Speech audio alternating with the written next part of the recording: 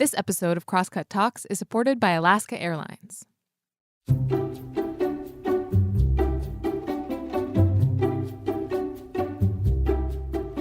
Hey, welcome to Crosscut Talks. I'm Mark Baumgarten, the managing editor at Crosscut. And today we're talking about climate change. And we're talking about it with someone who's been sounding the alarm for a long time. It's been more than 30 years since Bill McKibben wrote The End of Nature, an essential text in the fight against climate change. And the possibilities of avoiding the worst impacts of climate change were very different back then. But so was the audience for work like McKibben's. It's easy to forget that climate change was once a niche category of news, and that only in the last couple decades has it become central to the general population's understanding of modern life. That's because of mainstream publications tracking the emergent impacts, but also by the arrival of specialized outlets such as Grist, which is where the interviewer here, Shannon Osaka, currently works, covering climate policy and solutions. In this conversation with McKibben, which was recorded during the 2022 Crosscut Festival in early May, the author presents an overview of the history of climate change and climate denial, and the challenges presented by both. And he also looks at a future where something else, a sense of hopelessness, may be presenting yet another challenge to overcome. This conversation and all other conversations on the Science and Environment track at the 2022 Crosscut Festival is sponsored by John S. Adams, CFP, and UBS, which would like to share the following message. The Arbor Group at UBS has a straightforward mission to help you make the world a better place. Through personal financial planning and sustainable investment management, the Arbor Group works with each of their clients to pursue that client's specific goals. Learn more by visiting ubs.com/team/the Arbor Group. I hope you find this conversation helpful. If you have any feedback, please send it to talks@crosscut.com. Okay, on with the show.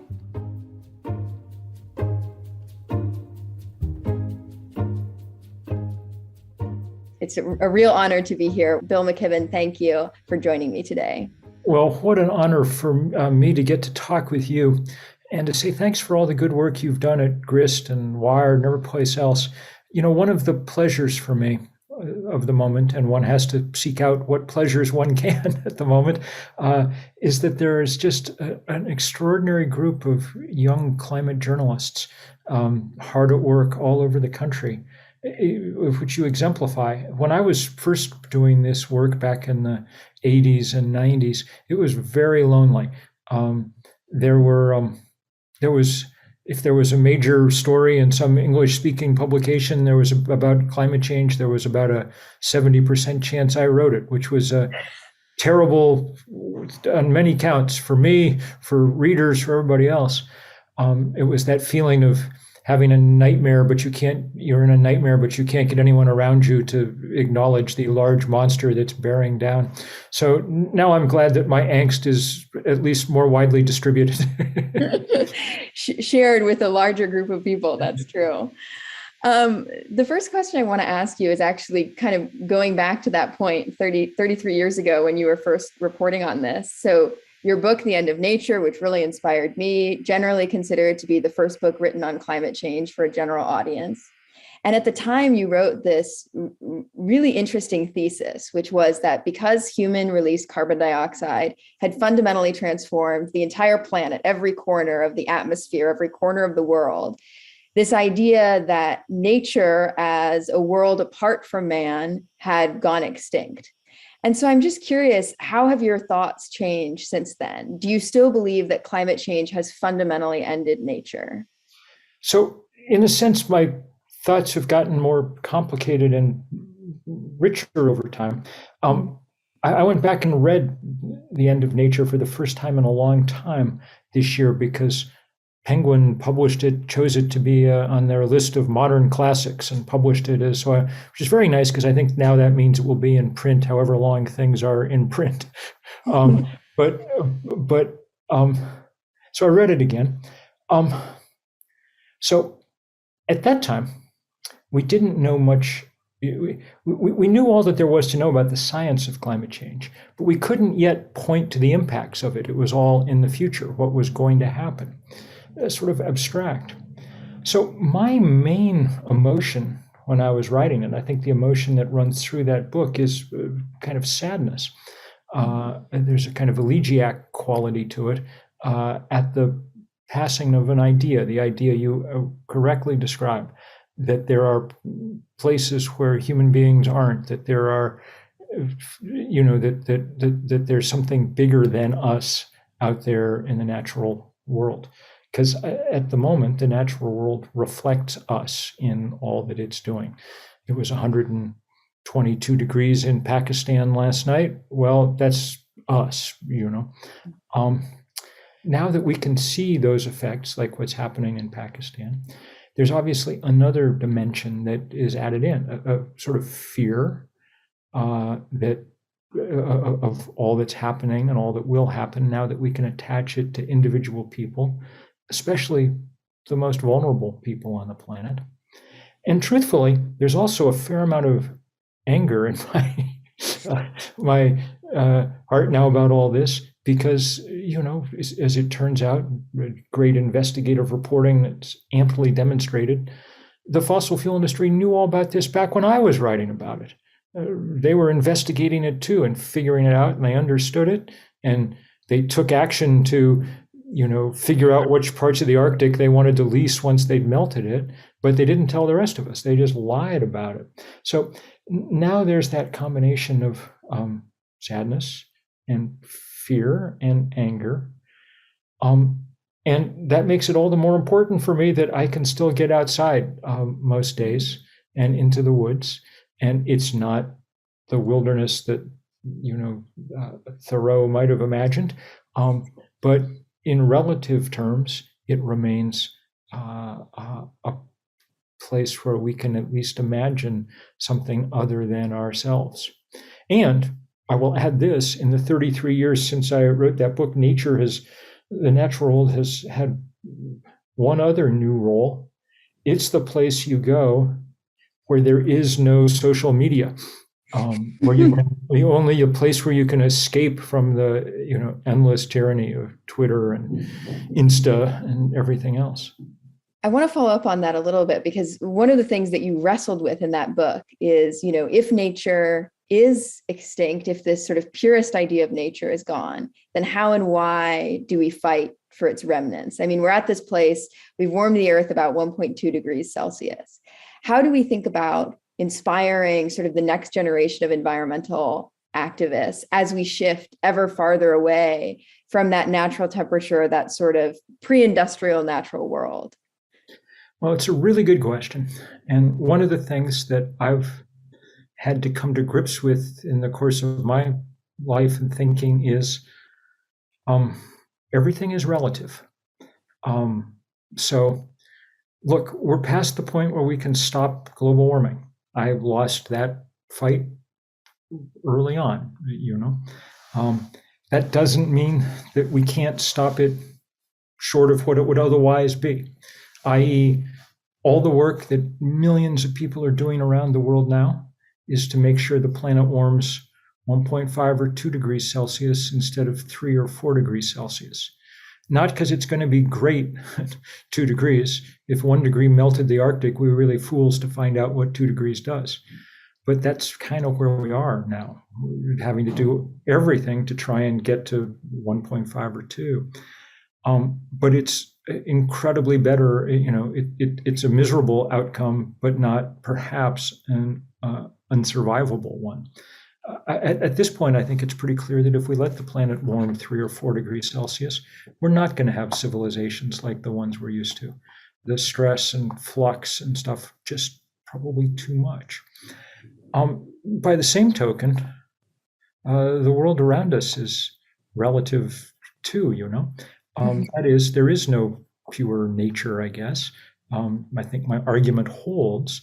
I think that's why 10 years later, scientists started talking about the Anthropocene, But in a certain way, it's made the places that are wilder than other places all the more valuable, stick out all the more. That the relative wild is should be protected as best we possibly can, because for its instrumental value, because it sequesters carbon, because it allows plants and animals to escape to the north, so on, but also because we need places to be out in the natural world, and better, an imperfect natural world than none at all.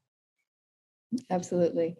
And I feel like COVID was sort of a wake-up call for a lot of people of appreciating these pockets of more wilderness and more nature. I think that's so true. I lived my whole life out in the woods, and it's really been a pleasure over the last couple of years to watch in the winter people. You can't buy a pair of cross-country skis in Vermont. Everybody wants to be out doing something. You talked about sort of, the importance of these relatively better, situations that we'll be in. 1.5 is better than 2 degrees, which is infinitely better than 3 degrees or 4 degrees.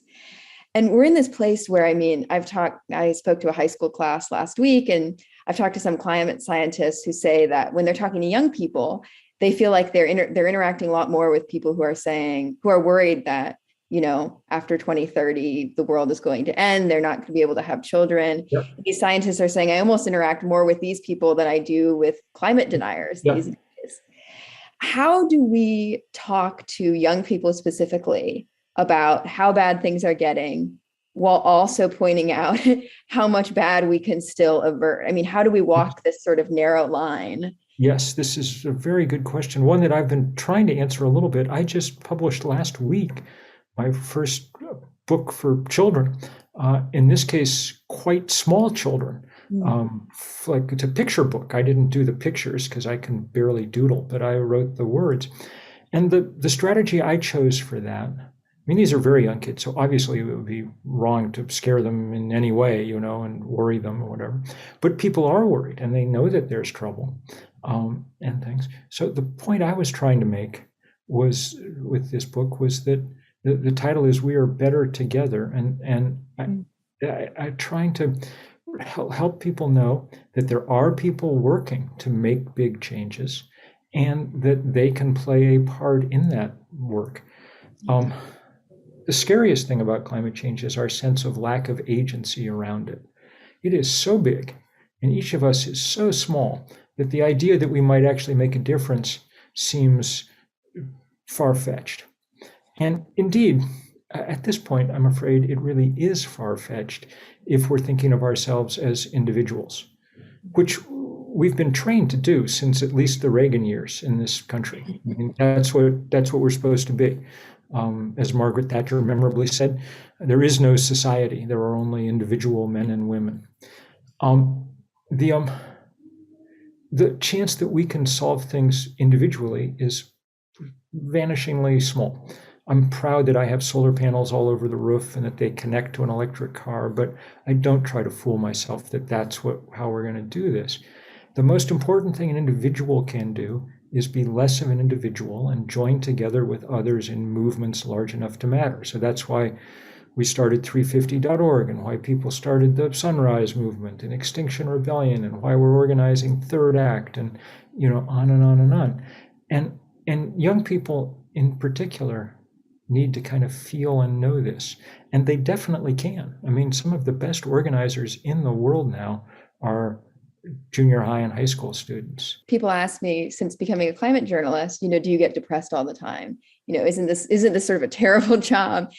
And I think, I do get depressed sometimes, but at the same time, when you spend all day talking, and I work mostly on solutions and policies, when you spend all day talking to people who are very engaged on trying to pass policy and get these climate solutions through, it's hard to be depressed all the time when those are the people you're interacting with. The only depressing part for me is realizing that there are a fairly large number of extremely important and powerful people who are not working to help, who are working to hinder progress here. This would be an extremely difficult task to pull off, even if everybody was working with good faith in the same direction.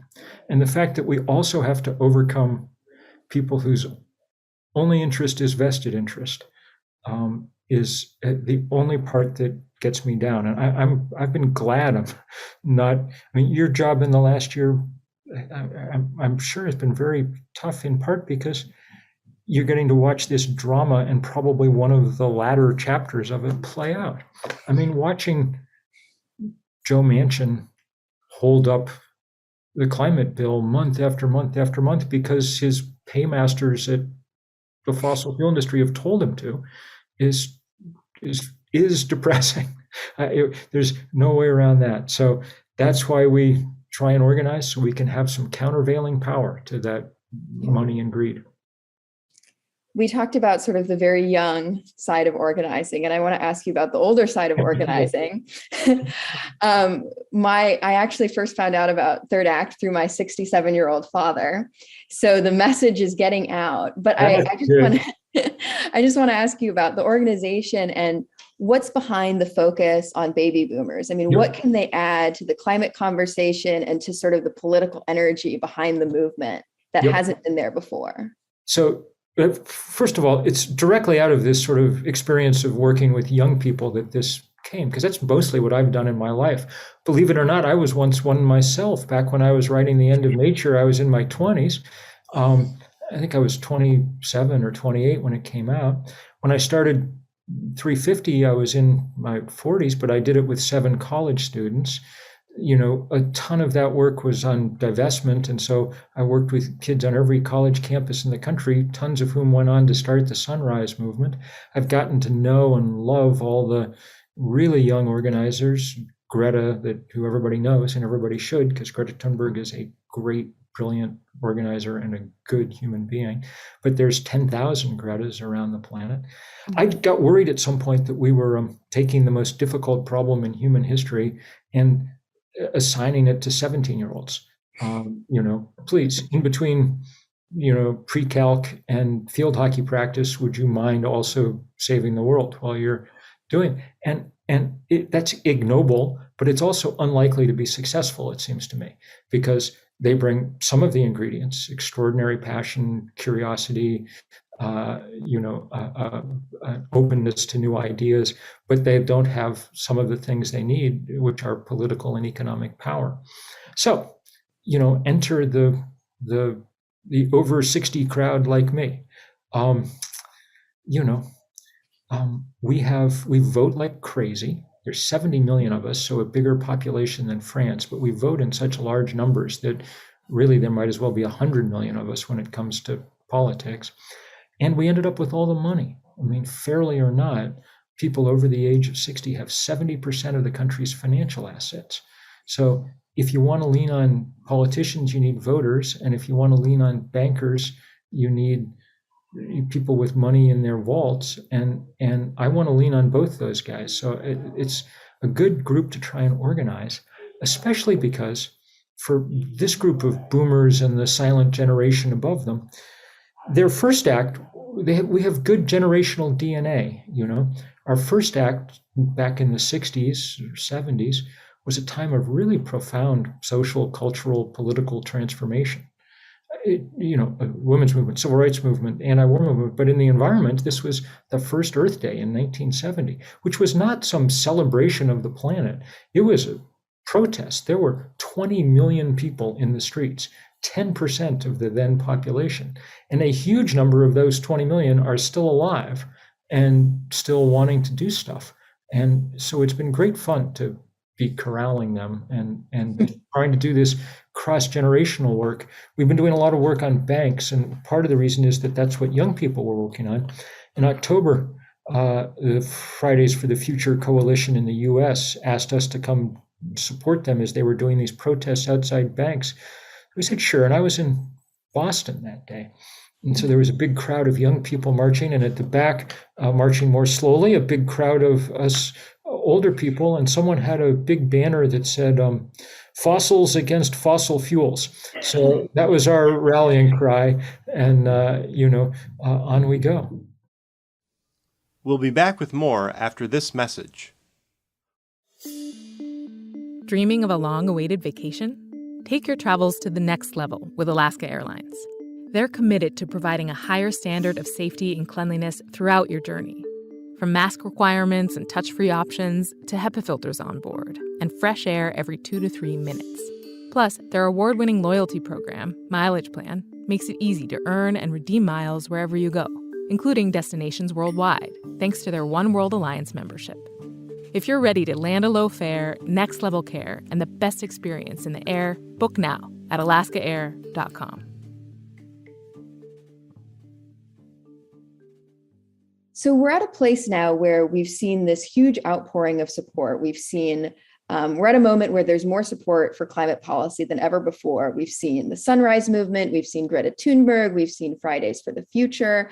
And yet here in the US, we have yet to see substantial legislation on climate change. We have yet to see sort of action that rises to the level that we need. What do you attribute that to? Do you think of it as fossil fuel money? I mean, are you hopeful that we will see the government action that we need in the future? So we're in an interesting moment to answer this. There's no longer what there was for many years, which was a technical or financial obstacle, i.e., 10 years ago, solar power and wind power were still expensive. They're not anymore. This is the cheapest power in the world. The scientists and engineers have really done their job. So now all we're left with to explain the delay is inertia, which is always a problem in human affairs, but not an unovercomable one. What is perhaps unovercomable in the time we have is the extraordinary power of vested interest. Now, I haven't given up, and we're definitely getting closer. Like 2009 was the last time that Congress even tried to do climate legislation, and it didn't even come close. I mean, it wouldn't have had 30 votes in the Senate. We're one vote away from passing extraordinary. We've got 49. I don't know. We're for the moment assuming that Kristen Sinema's in a rational mood for the day and, whatever. But we've got 49 Democrats ready to go with ambitious climate action. That's painfully close, but not quite enough. And so we try to keep building power and building things bigger. I have no doubt the movement will keep growing. What worries me, of course, is that unlike our other political challenges, this is a time test. If we don't get it right soon, we never get it right. Once the Arctic's melted, it's not like someone has a plan to freeze it back up again. And that's why, along with political action, I think it's super important that people work hard to pull on the other big lever, the other lever big enough to matter. One of those is marked politics. We've got that one pulled almost all the way to the floor. Joe Manchin's struggling to keep it from, working. The other one's marked money. And we've made real progress here. This divestment campaign that Naomi Klein and I sort of helped dream up is become the largest anti-corporate campaign in history. We're at $40 trillion in endowments and portfolios that have divested. It's weakened these giant companies considerably in both reputation and in ability to access capital. And now we're going hard against the banks that remain their lifeline. That's a lot of the work we're doing at Third Act and elsewhere, trying to get people and companies to pressure these banks to stop funding the fossil fuel industry.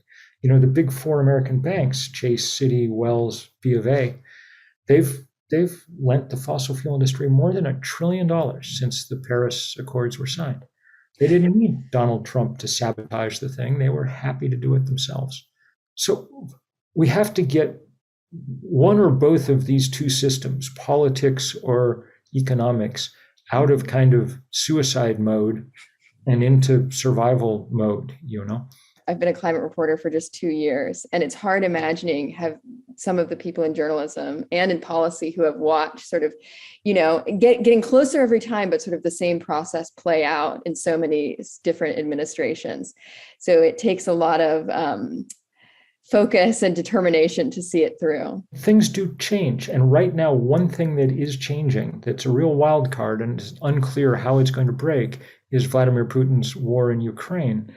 Clearly a war that emphasizes one of the other gross things about fossil fuel, which is that it's almost invariably the friend of despots. The fact that it's concentrated in a few places on the planet means that if you happen to control one of those places, you get a lot of unearned power. Hence Putin, hence the King of Saudi Arabia, hence in our country, the Koch brothers, our biggest oil and gas barons, who used their winnings to buy a political party and deform our democracy. The world past that, the world that runs on sun and wind, isn't some utopia, but everybody's got some sun and some wind. So there's a more small d democratic world on the other side, which is why the Exxons of the world fight so hard to keep us from getting there.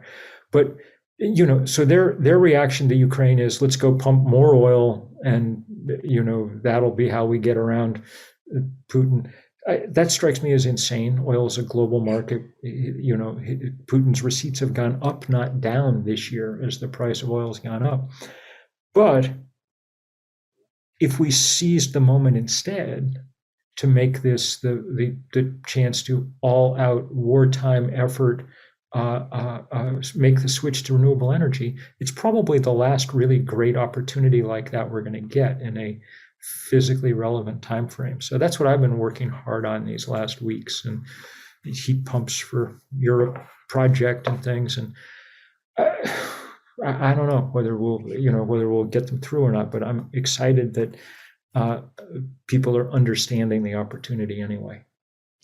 I remember learning and reading in college about sort of the way that different energy sources can structure political structures, right? I mean, the way that, you could have renewables, which, as you're saying, are not perfect, but they're more distributed. There's sort of almost a more democratic aspect to having power from renewables versus having this fuel that, you have to put through pipelines and so has very specific tracks. And it's interesting just seeing people realize that more globally. Vladimir Putin would have a hard time, embargoing the sun, turning off the wind, but he can do that with the gas tap, at least for the moment. So, and one of it's important we send weapons to help Ukraine defend itself, but it's even more important, I think, that we send the technology in large numbers to Europe to help free it from having to fear Putin quite so much. And we better do it before October, because even on a globally warmed world, it's going to start getting cold again in October, Yeah.